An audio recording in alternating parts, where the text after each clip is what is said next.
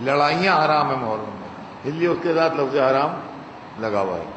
خیر، تو اس میں لوگ آتے تھے، تو ہوا یہ کہ یمن میں چاہا انہوں نے کہ بجائے مکے کے یمن سینٹر ہو جائے،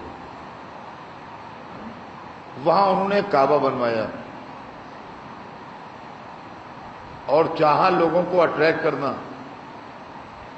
لیکن لوگ ادھر نہیں گئے، ادھر ہی آتے رہے، تو انہوں نے جھلا کے ایک فرضی افسانہ گڑھا کہ ایک عرب آیا تھا، وہ ہماری عبادت گاہ کو گندا کر گیا، وہ سب فرضی باتیں تھیں۔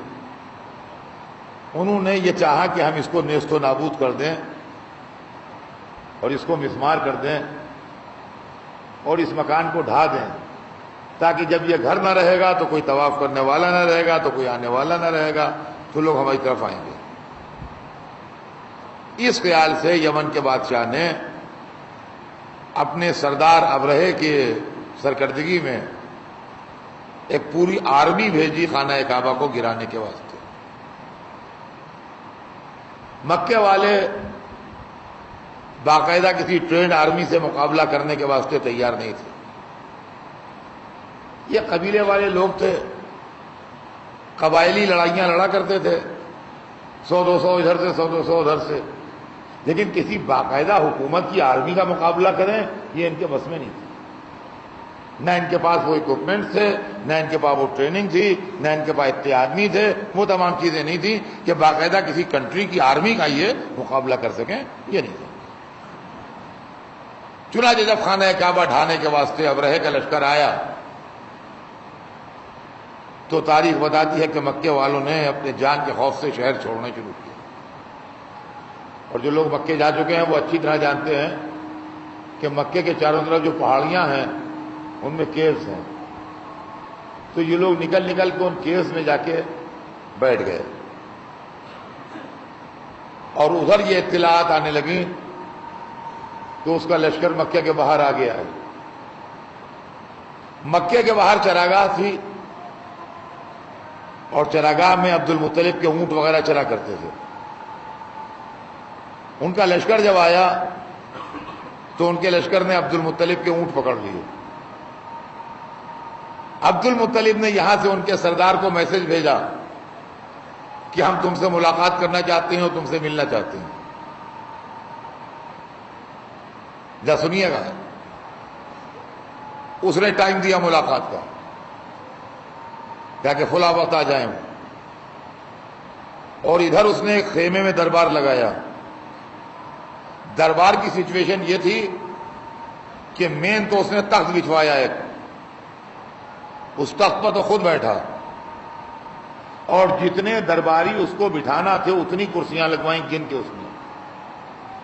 اگر وہ چاہتا تھا کہ 100 آدمی اس کے پاس بیٹھے ہیں تو اس نے گن کے 100 کرسیاں لگوائیں، ایک کرسی بھی ایکسٹرا نہیں، اور اس نے کہا کہ سب لوگ اپنی اپنی کرسیوں پر آن کے بیٹھ جانا، اور جب قریش کا سردار آئے تو خبردار کوئی اس کی تعظیم کو نہ اٹھے اور کوئی اپنی کرسی نہ چھوڑے، وہ اس تخت کے سامنے کھڑے کھڑے بات کرے گا مجھ سے اور میں اس سے بات کروں گا،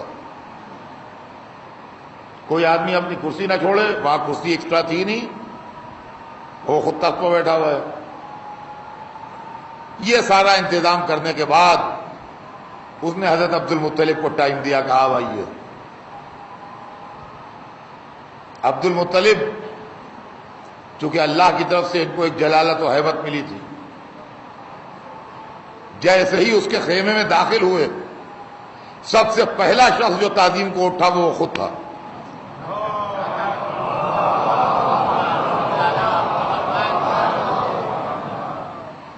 جب وہ تعظیم کو اٹھا تو ظاہر ہے کہ درباری کیسے بیٹھے رہ جاتے، درباری بھی سب تعظیم کے لیے کھڑے ہو گئے۔ وہاں ایکسٹرا کرسی تھی نہیں،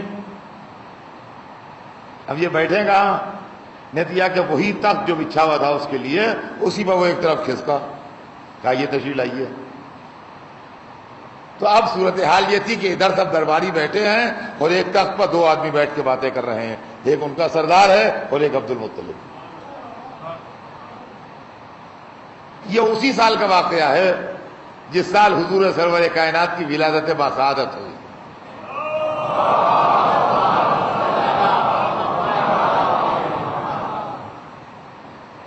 آپ جا کے بیٹھے وہاں, اور جانے کے بعد اس نے کہا کیسے تشریف لائے, کیا بات ہے؟ تو ہم نے بڑے سمپل انداز میں بڑی سادگی سے کہا کہ تیرے لشکر نے میرے اونٹ پکڑ لیے ہیں, میں یہ کہنے آیا ہوں کہ بھائی میرے اونٹوں کو چھوڑ دے. وہ یہ سن کے اچھل پڑا, ایک دم حیران رہ گیا.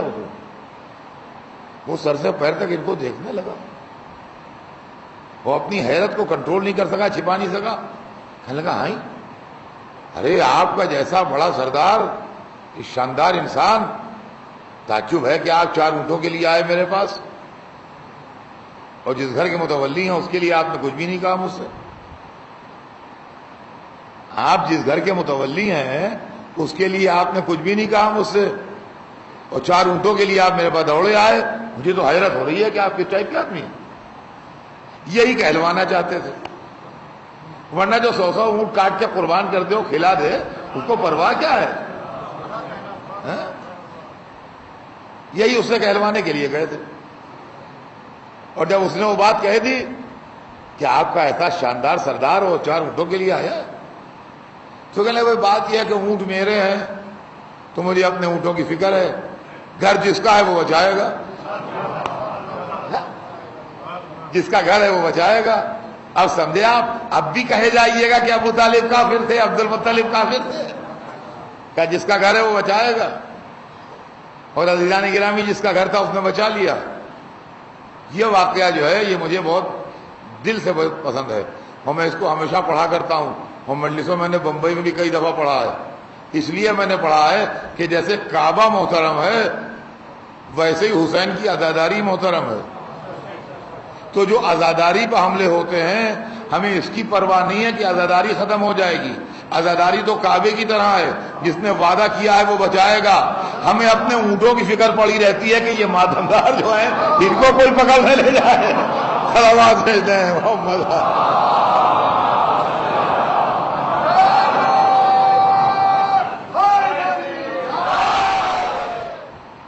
گفتگو یہاں پر تمام ہو گئی. عبد المطلب جو کہلوانا چاہتے تھے وہ کہہ لیا اس سے, اور جو خود کہنا چاہتے تھے وہ کہہ دیا. اب اس کے بعد تاریخ بتاتی ہے کہ وہ رات آئی جس کے سویرے کعبے پر حملہ ہونے والا تھا.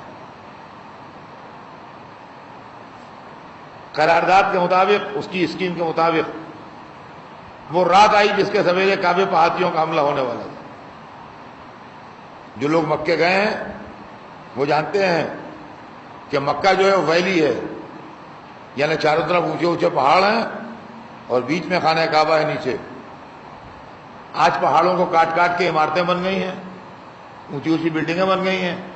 آپ دماغ سے ان بلڈنگوں کو ہٹائیے تو آپ دیکھیں گے کہ پہاڑیاں ہیں اور نیچے آبادی ہے, وہ خانہ کعبہ. وہ رات جب آئی تو تاریخ بتاتی ہے کہ لوگ اپنا سارا سامان لے کے مکے سے باہر چلے گئے. یہاں تک کہ جو پیٹس تھے, پالو جانور, وہ بھی لوگ لے گئے.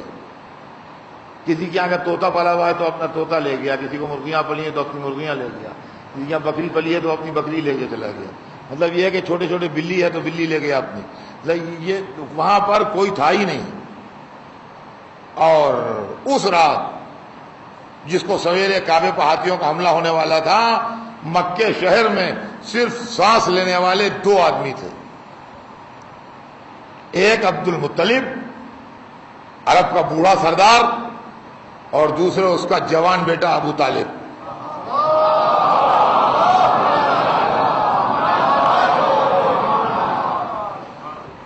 صرف 2 آدمی اس رات مکے کے اندر موجود تھے.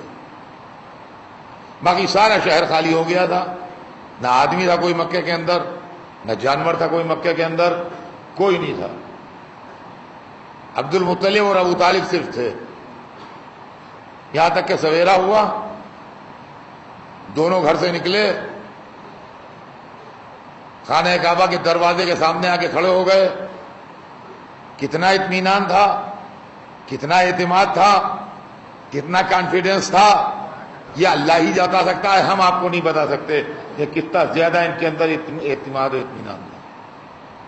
لیکن خانہ کعبہ کے سامنے آ کے کھڑے ہو گئے اور ایک آدمی وہاں پر نہیں تھا.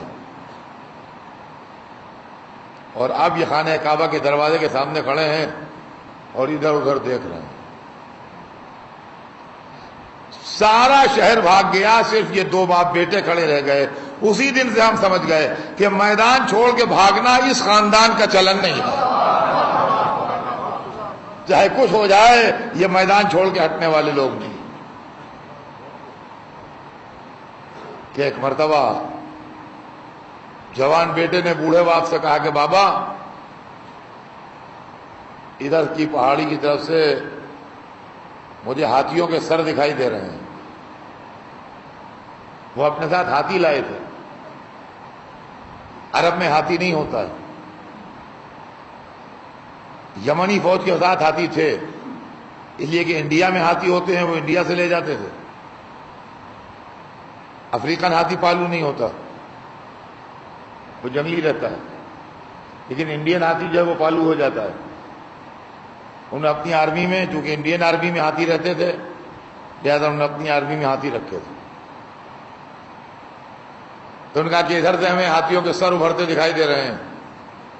وہ کالے کالے پہاڑ اور کالے کالے پہاڑوں کے پیچھے سے کالے کالے ہاتھیوں کے سر ابھر رہے ہیں. ذرا منظر تصور کیجیے گا دماغ میں. اور دو آدمی اطمینان و اعتماد کا پیکر بنے ہوئے سامنے کھڑے ہیں, جن کے اوپر کوئی اثر نہیں ہے. اور ایک دفعہ بوڑھے باپ نے جوان بیٹے سے کہا کہ بیٹا, آسمان پر غور سے دیکھو, کچھ دکھائی دیتا ہے؟ یہ بالکل فطرت کے مطابق ہے. بڑھاپے میں آدمی کی نظر کمزور ہو جاتی ہے تو اکثر جوانوں سے کہتا ہے ذرا دیکھو. تو بوڑھا باپ اپنے جوان بیٹے سے کہہ رہا ہے کہ بیٹا ذرا آسمان پر دیکھو, نظر دوڑاؤ, دیکھو کچھ تمہیں آسمان پر دکھائی دے رہا ہے. اور بیٹے نے ایک دفعہ پوری غور کی نظر آسمان پر ڈالی اور ایک طرف اشارہ کیا, کہا بابا ادھر سے کچھ ابر آتا دکھائی دے رہا ہے, ادھر سے کچھ ابر آتا دکھائی دے رہا ہے. بس جیسے ہی بیٹے نے یہ بات کہی,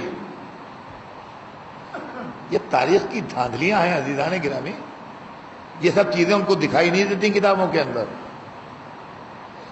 ہم بھی اپنے دل سے نہیں پڑھ رہے ہیں, کتابیوں پڑھ کے پڑھ رہے ہیں. ہم پر کوئی وحی نہیں نازل ہوئی ہے جو ہم پڑھ رہے ہیں. لیکن علماء اسلام اتنے بھولے ہیں کہ یہ واقعات پڑھنے کی ان کو فرصت نہیں. غور سے دیکھا, کیا بابا ادھر سے کچھ ابر آتا دکھائی دے رہا ہے. بس جیسے ہی بیٹے نے کہا ادھر سے کوئی ابر آتا دکھائی دے رہا ہے, باپ نے بڑے اطمینان سے کہا الحمدللہ میرے رب کی نصرت آ گئی.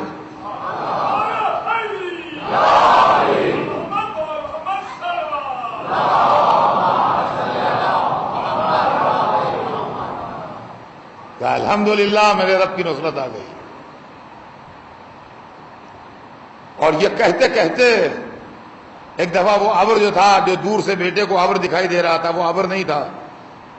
وہ چونکہ دور تھا ذرا, لہذا وہ دور سے کالا ابر سمجھ میں آ رہا تھا. جیسے وہ قریب آیا اور اس ابر نے ڈائیو ماری تو معلوم ہوا وہ ابر نہیں ہے, وہ ابابیلیں ہیں. وہ ابابیلیں ہیں. اور قرآن مجید نے اس کی تصویر کشی کی ہے. اب میں اس کے لیے آپ کو کیا سناؤں. آپ قرآن مجید کے اندر سورہ پڑھ لیجیے. الم تری کیف فعل ربک باصحاب الفیل. کیا تم نے نہیں دیکھا کہ تمہارے رب نے ہاتھی والوں کے ساتھ کیا سلوک کیا. قرآن مجید میں سورہ موجود ہے, اٹھا کے پڑھ لیجیے. کیا تم نے نہیں دیکھا کہ تمہارے پروردگار نے ہاتھی والوں کے ساتھ کیا سلوک کیا. علم یجر کہتا ہوں کی تسلیم, کیا ان کی مکاریوں کو رسوائی سے ہمکنار نہیں کر دیا.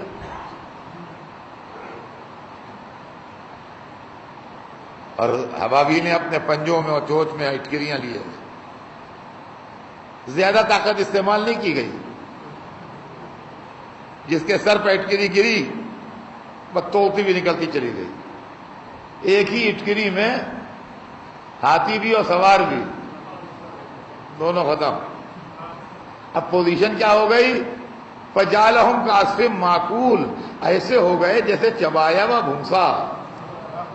یہ بلاغت قرآن ہے. بھوسا تو خود ہی بھوسا ہوتا ہے، لیکن چبایا ہوا بھوسا کہہ کے اس کو اور زیادہ اس کی بربادی کی طرف اشارہ کر دیا.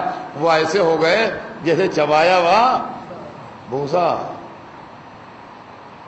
یہ خانہ کعبہ کو پروٹیکٹ کیا ہے اللہ نے.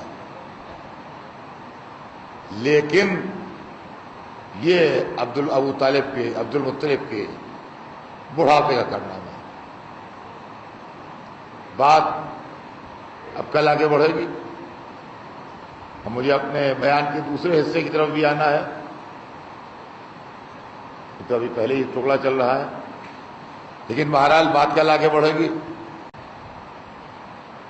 یہ واقعہ اس سال کا ہے جس سال رسول اللہ پیدا ہوئے ہیں. سورہ فیل مکے میں نازل ہوا ہے،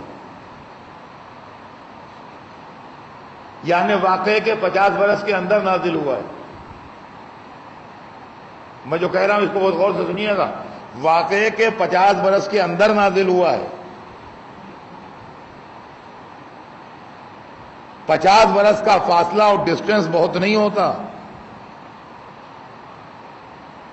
قرآن میں حضرت موسیٰ، حضرت عیسیٰ، حضرت نوح، حضرت ابراہیم کے جو قصے ہیں، ان کے لیے کوئی دشمن اسلام کہہ دے کہ ارے یہ تو یوں ہی ہے، کسی نے دیکھا ہے. لیکن یہ پورا واقعہ جو بیان کیا قرآن مجید نے سورہ فیل میں، یہ آنکھوں کا دیکھا ہے مکے والوں کی. 40 برس کے سن میں حضور نے اعلان رسالت کیا ہے، 52 برس کے سن میں ہجرت فرمائی ہے. تو یہ 52 برس کے اندر کا معاملہ ہے. 52 برس مجھے بمبئی میں مجلس پہنچتے ہو گئے. میں آپ کے سامنے بیٹھا ہوں، تو 52 برس کے اندر کا بمبئی کا کوئی قصہ ہو اور کوئی جھوٹ بیان کرے اور میں محرم میں موجود ہوں، میں کہہ دوں گا نہیں ایسا نہیں، ایسا ہے، یہ غلط کہہ رہا ہے، میں تو تھا. تو معلوم ہے کہ 52 برس پرانے قصے کو یا 52 برس سے کم کا جو قصہ ہو اس کو آدمی جھوٹ نہیں بیان کر سکتا.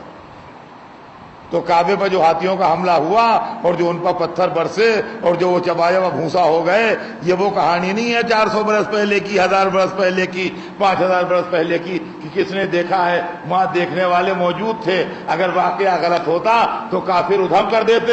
ایسا نہیں تھا، ہم تو خود تھے. تو جس سال رسول اللہ پیدا ہوئے ہیں اس سال کعبے پر جب ہاتھیوں کا حملہ ہوا تو اللہ نے کعبے کو بچایا، اور رسول اللہ کے دنیا سے جانے کے 52ویں برس، رسول اللہ کے دنیا سے جانے کے 52ویں برس جب یزید کی فوج نے حملہ کیا تو اللہ نے ابابیلوں کا لشکر نہیں بھیجا. اب غور طلب بات یہ ہے کہ ایک ہی کعبہ ہے اور ایک ہی اللہ ہے. جب ابرہے کا لشکر گرانے آ رہا ہے کعبہ تو اللہ مدد کے لیے بھیج رہا ہے لشکر، اور جب یزید کا لشکر گرانے آ رہا ہے تو مدد کو نہیں بھیجتا. جو لوگ کہتے ہیں کہ اسماعیل کے لیے فدیہ آ گیا، حسین پیارے ہوتے تو فدیہ نہ آ جاتا، اب میں کہتا ہوں وہاں تو دو الگ الگ شخصیتیں ہیں، کعبہ تو وہی ہے.